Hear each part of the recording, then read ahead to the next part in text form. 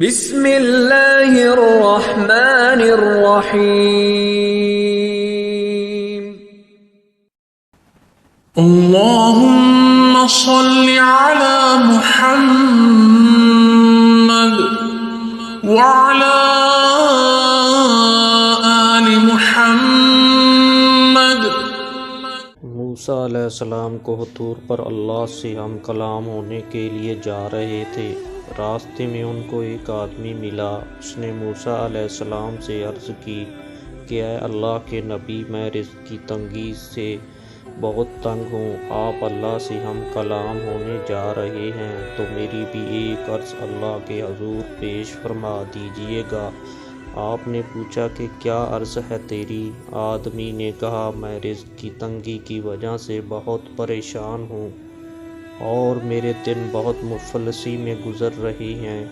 آپ اللہ پاک سے عرض کرنا کہ میری قسمت کا جتنا بھی رزق ہے مجھے اکٹھا دے دے تاکہ میں چند دن تو سکون سے گزار سکوں۔ موسیٰ علیہ السلام نے اس کو تسلی دی کہ تیری عرض اللہ تعالیٰ تک پہنچا دوں گا۔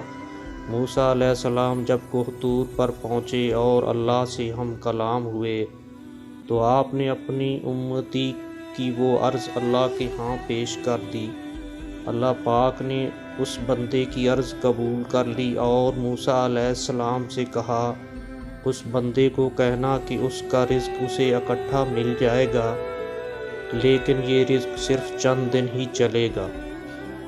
موسیٰ علیہ السلام نے واپس آ کر اپنی امتی کو ساری بات بتا دی۔ وہ خوش ہو گیا کہ چلو چند دن تو سکون سے گزریں گے۔ کچھ عرصہ گزرا تو آپ نے دیکھا کہ وہ آدمی خوشحال نظر آ رہا تھا اور اس کا رزق ختم ہونے کی بجائے اور بڑھ گیا تھا۔